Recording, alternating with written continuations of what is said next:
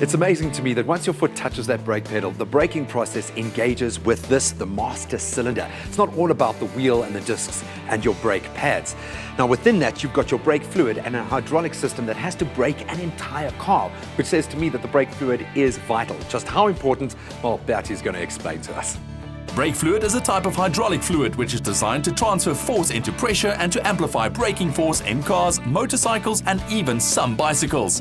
Now, please don't laugh at me if this seems like an overly simplistic question, but how important is the brake fluid in the braking system? For me personally, I think the hydraulic system is the most important part of the brake system itself.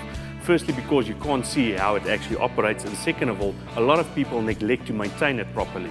I see you've brought some apparatus here. You're going to put your science hat on. Can you show us the physics of what happens in that hydraulic system? Okay, that's why I actually made up a little syringe setup so you can physically see how the fluids actually transferred through the system itself.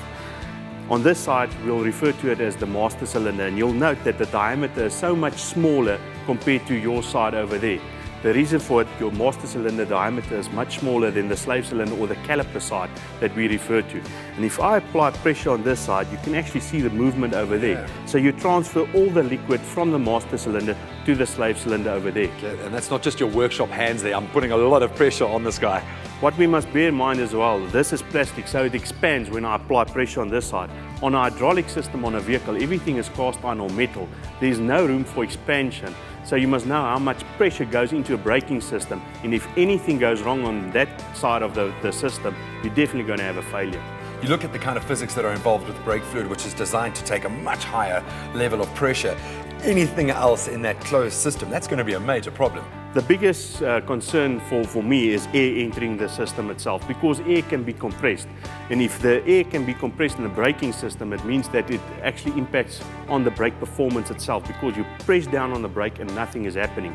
Second of all, is also moisture coming into the system. Because it's a glycol-based brake fluid, it tends to pull moisture from the day that you actually fill the system itself. So it's very important to change the brake fluid on this recommended service intervals. Obviously, we can't all do the syringe test ourselves. So what is a good guideline to replace the brake fluid? We recommend at Ferodo that you change the brake fluid every 60,000 kilometers or 18 months, depending on what comes first, to ensure that the brake system is actually clean and actually lasts for a lifetime if everything is kept in good condition in the system itself.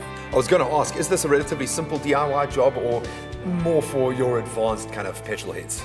If you're up to the task and you're a petrol head and you know what's going on the system itself, yes, you can do it yourself. But if you're not sure, take it to a specialist, because if there's anything wrong on the hydraulic system, it will lead to a failure on the end of the day. So there you have it. It is a job you can do yourself. Just make sure you catch up on some of our past episodes on YouTube, update your knowledge, and I think it would be worth doing the syringe test yourself just to get a sense of how much pressure is actually involved in that system.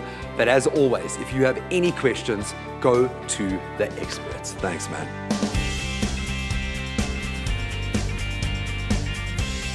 You're in control with Ferodo.